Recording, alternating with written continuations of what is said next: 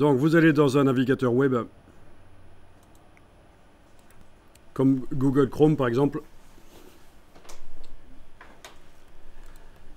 Alors on va chercher des images par exemple de guépards. Bon, le web étant principalement anglais, je tape en anglais le mot guépard.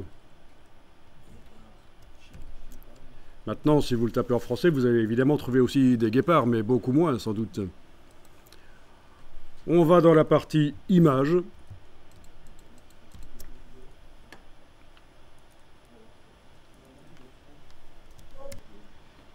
On va afficher les outils. Et dans les outils, il y a deux choses que je vais faire ici, même plus que deux choses. Type, je vais choisir type image qui partent. Type image qui partent.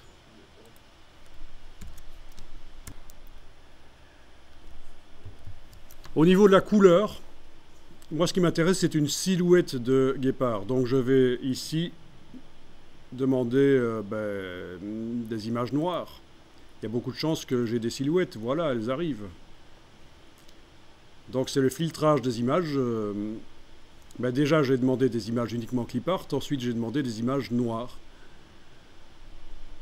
C'est la couleur que je recherche et je trouve des images de guépards noirs sur fond blanc, c'est parfait. Alors on n'a pas le droit d'utiliser toutes les images qui sont sur internet, mais il y en a qu'on peut utiliser et les remixer. Donc droit d'usage ici, je vais demander réutilisation et modification autorisée, oui. Donc même avec but commercial, c'est ça que ça veut dire, puisqu'il n'est pas précisé que c'est sans but commercial. Il y aura plus d'images ici, hein, c'est des images que je peux réutiliser, mais uniquement dans un but, pas pour me faire de l'argent, uniquement pour le plaisir ou je ne sais quoi. Voilà. Réutilisation et modification autorisée.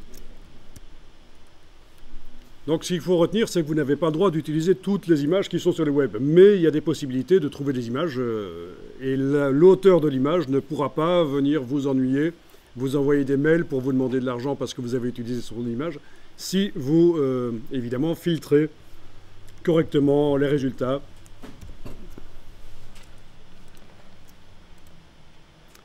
Alors, vous allez faire un contrôle-clic sur une des images. C'est vous qui voyez laquelle.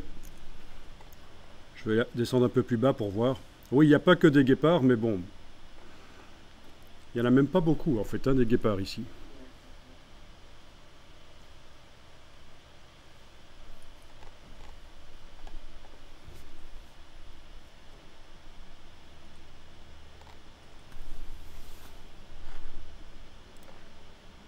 Bon, je vais prendre celui-là, c'est bien.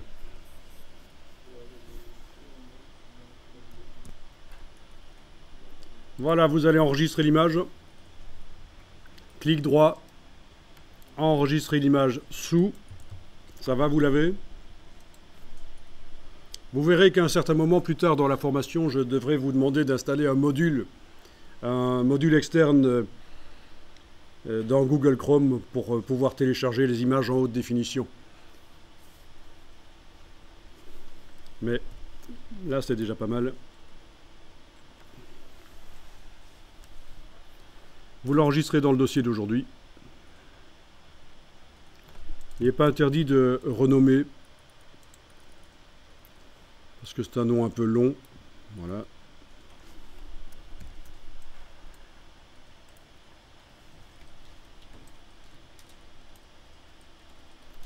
Et on va l'utiliser dans Illustrator.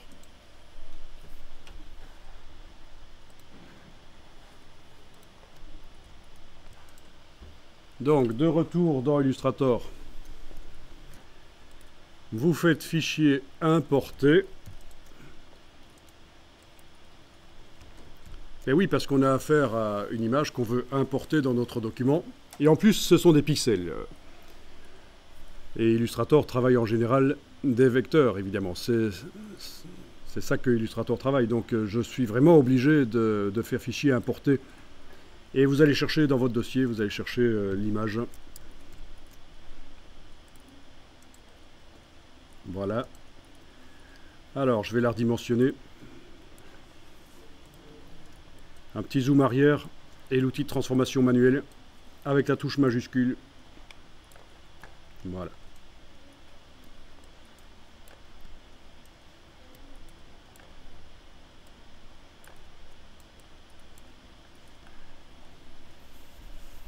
Et vous superposez au texte. Alors, le guépard, on pourrait le mettre en couleur, mais attention, dans les logos, plus de 2 couleurs, ça commence à devenir moche et difficile à reproduire en plus. Je veux dire, un logo en 2 couleurs, c'est facile à reproduire en peinture sur un mur ou sur une bâche ou quoi. Donc, moi, je le laisserai noir. Par contre, ce qu'on va faire ici, c'est mettre un contour blanc, parce qu'on n'arrive pas à lire le mot, on n'arrive pas à voir ce que c'est comme bestiole. Est-ce que c'est un singe, est-ce que c'est un chat, un guépard, on ne sait pas. Donc on va lui mettre un contour blanc. Donc encore une fois, je vous rappelle que ce qu'on voit ici, c'est la technique. Après, vous allez pouvoir être créatif, une fois que vous maîtriserez ce qu'on va expliquer ici. Bon, ben ça, ce sont des pixels qu'on voit là. Si vous zoomez, qu'est-ce que vous voyez? Des pixels. C'est une image. Alors que si on zoome sur le texte, il n'y a pas de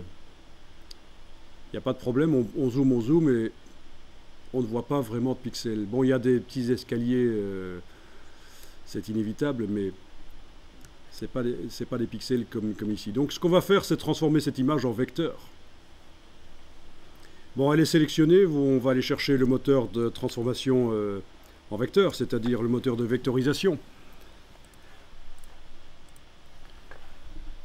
Alors, menu fenêtre, vectorisation de l'image.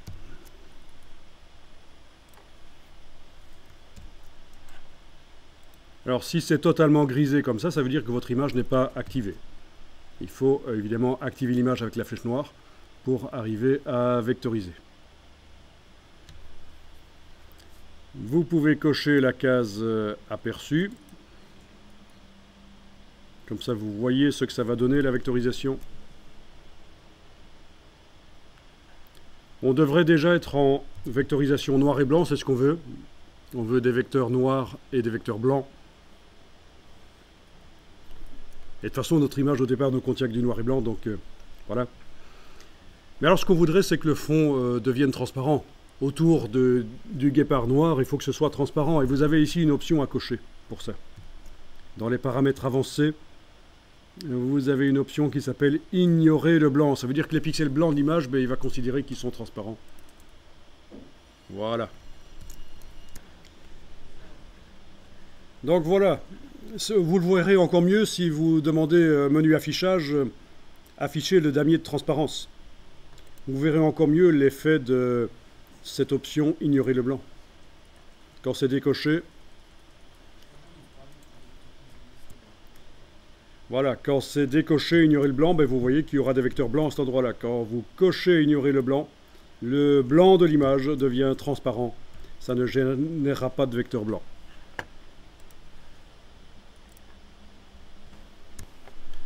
En fait, oui, vous vous posez une question là. Pourquoi est-ce que vectoriser est grisé? Pourquoi est-ce que je n'arrive pas à vectoriser? En fait, ce qui se passe, c'est que vous êtes déjà en train de vectoriser. Le fait d'avoir coché la case aperçue, ça a enclenché la vectorisation. Donc quand on veut vectoriser une image, on la sélectionne et puis on clique là-dessus, vectoriser, ou là-dessus, aperçu, et ça vectorise. Et alors vous me dites, l'image était déjà vectorisée parce que c'est du PNG. Mais non, du PNG, c'est des pixels. C'est des pixels en fait. Donc, on l'a vu quand on a zoomé, on a vu les pixels d'ailleurs. Et quand on zoome maintenant, on ne voit plus les pixels. C'est vraiment des vecteurs.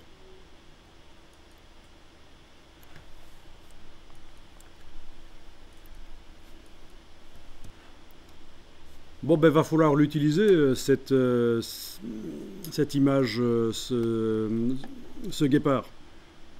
On va finaliser la vectorisation.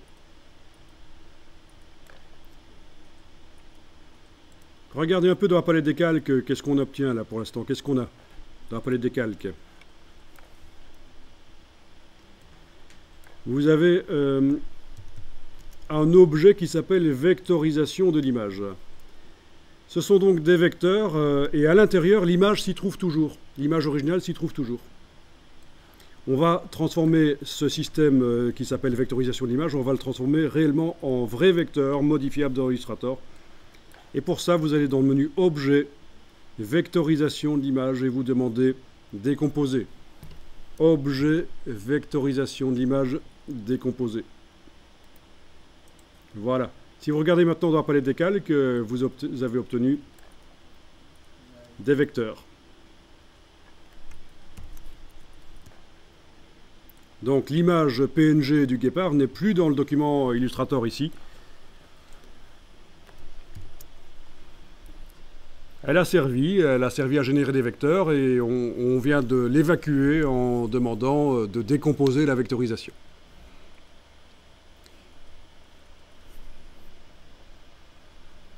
Alors, est-ce que vous avez tous obtenu un groupe comme moi? Ok, ouvrez le groupe parce qu'en fait on a ici un objet qui ne nous sert pas du tout, qui est parasite. On va le jeter. Le tracé transparent ici. On va l'évacuer. Ah tiens, c'est l'occasion de voir que les vignettes, on peut les agrandir parce que je suis en train de me servir des vignettes ici pour regarder ce qu'il y a. Mais on peut les faire plus grandes. Allez-y, faites ça dans le menu de la palette des calques. Menu de la palette des calques. Vous allez jusqu'à la dernière ligne, option de panneau. Et là, vous allez faire les vignettes les plus grandes possibles, c'est-à-dire vous tapez Autre et vous tapez 80 ici. Et vous aurez des vignettes de la palette des calques, un peu comme dans la palette des calques de Photoshop. Des grandes vignettes comme ça, c'est quand même plus sympa. Bon, donc vous voyez, ce truc-là, ça ne nous sert pas en fait. Ce qui nous intéresse, c'est ce tracé-là. Donc on va le jeter, sinon il va nous poser des problèmes. On le prend et on l'amène sur la petite corbeille dans le bas de la palette des calques.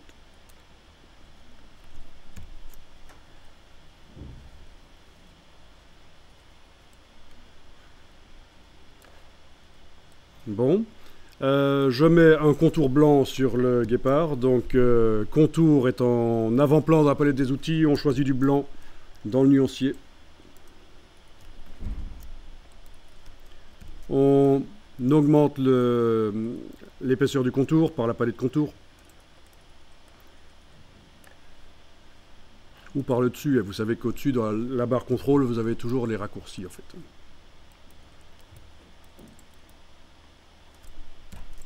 Voilà.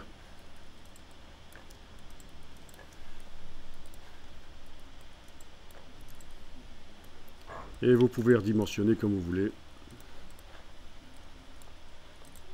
Repositionner, etc.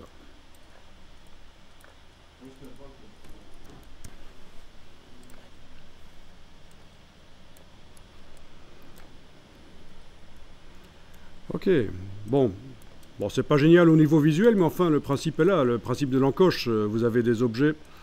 Ah oui, tiens, on a un problème ici aussi, le contour blanc se déborde sur le fond noir en fait. Hein. Oui, hein. Ça modifie la silhouette. Donc il faut utiliser la palette aspect pour faire descendre le contour en dessous du fond. Donc, ok.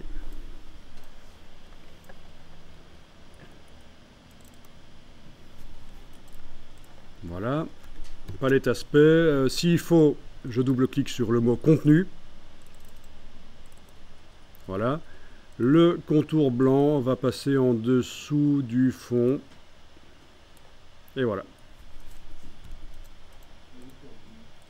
Ben oui, sinon il ne ressemble plus à rien le guépard. Hein. Donc, en fait, quand vous cliquez sur votre guépard, il est dans un groupe dans la palette des calques, hein. Et donc, il faut double-cliquer ici sur le mot contenu pour descendre dans le groupe, sur l'objet. Et c'est là qu'on fait passer le contour en dessous du fond.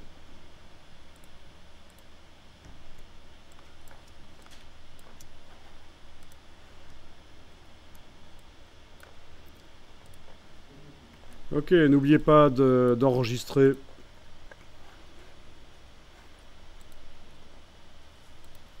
le document.